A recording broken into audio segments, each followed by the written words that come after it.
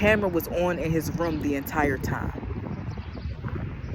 The entire time his camera was on in the room. Which then told me that was a humiliation ritual. Ian Campbell was into BDSM, dominatrix stuff. He wanted me to be his sex slave. I was not going to be his sex slave. It made me uncomfortable. It made me weird. It felt like molestation in adult form, if you want me to be honest. That's what it felt like. Come to find out from my dad's manager at the time named V. Can't think of her fucking name.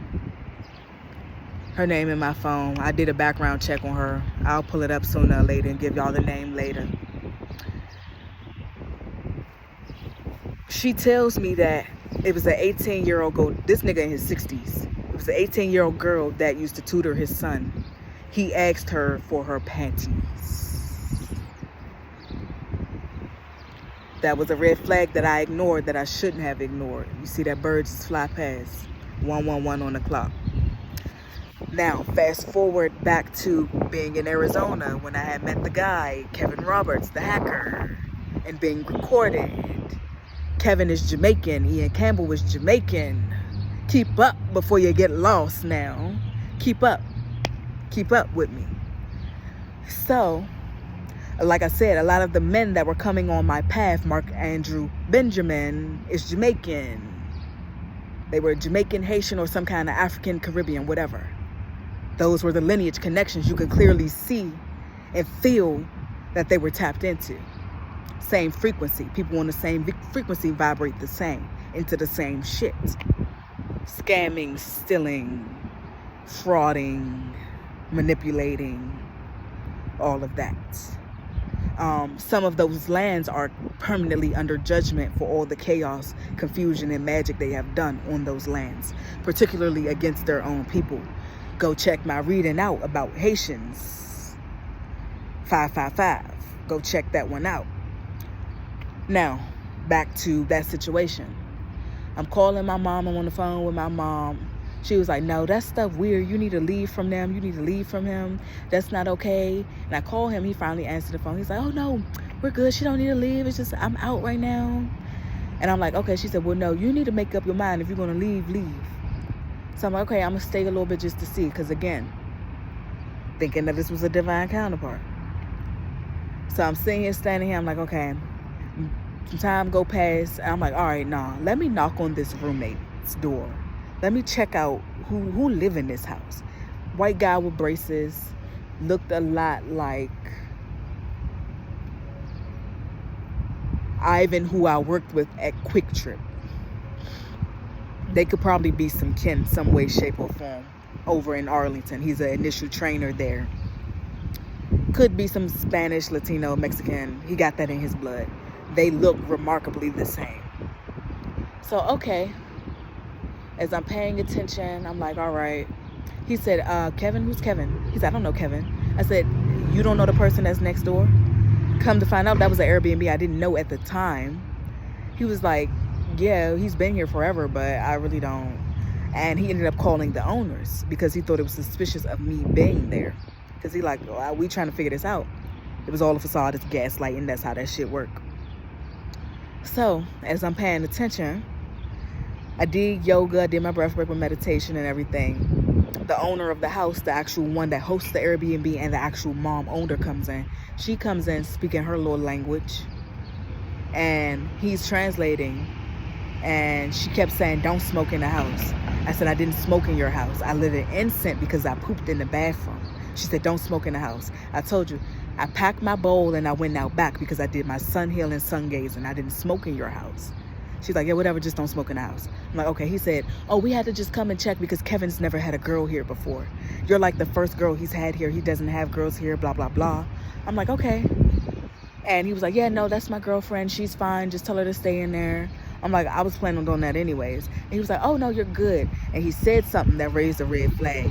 He said, you probably just paranoid. Go do your yoga. Make sure you meditate. How the fuck you know I do yoga and I meditate? How the fuck you know I'm into any of that? How you know that? Red flag. So I'm like, okay, I already peeped the pieces, put it together. Finally, a day go past. I was like, yeah, I'm not doing this shit no more. Call my mom. My mom give me what I need to go. All right, boom, fast forward. Greyhound nigga. Meet this guy, run down everything I went through. He said, shit, you might really know. Turned out he was a veteran. I ended up partying at veteran affairs. Veterans, Masons, pay attention, keep up before you hurt yourself. So, didn't sleep with him. Exchanged a few kisses, that's about it. Went on home. To drop me to the airport, I enjoyed myself. That was a nice little refresher. By the time I get home, I see the same maintenance man that I said looked like Mark Andrew Benjamin, and he looked like Shane. Keep up before you get hurt. Moving into the apartment across from me. Not only do I see that, I see an actual practitioner who was in all whites from head to toe. So I'm like, okay.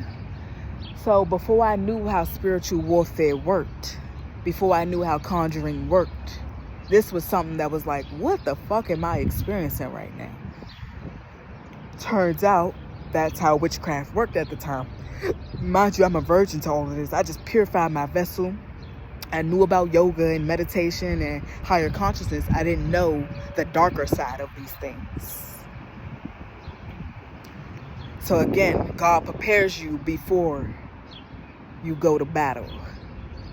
So I was already in my light. I've always been in my light. I activated that back in high school. This is what they didn't know or understand about me. So I would never forget this night in particular. I'm in the house and I kept hearing something, and I see this presence come through my wall, and I thought I was going bat shit crazy. It literally faded its way in, and it was calling my name, and I said, something said, do not answer that. Don't pay attention to that. Don't even give it any energy. You know what it is. It's scaring you, but don't give it no fucking pay attention to mine, because you don't know what it is. Did that. Next morning, I look at the sun,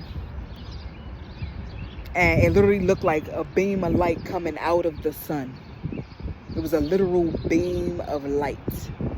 And I'm like, something ain't right. So I'm outside, I'm holding my necklace, I got my crystals in my hand, I'm praying. I'm like, what's going on? What is this about?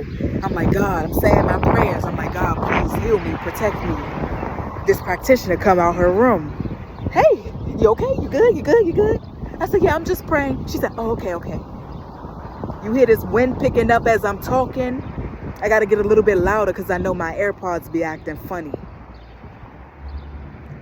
So I ended up having to change my internet and a few more things because I decided to go back to these group of hackers because I thought it was a sense of community, and I didn't understand. I thought maybe I was going crazy at the time.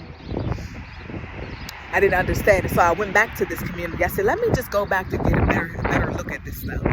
Ended up tricking me to the point where this nigga then pretended to be 3 to 4 different people. Kevin Roberts himself pretended to be 3 to 4 different people.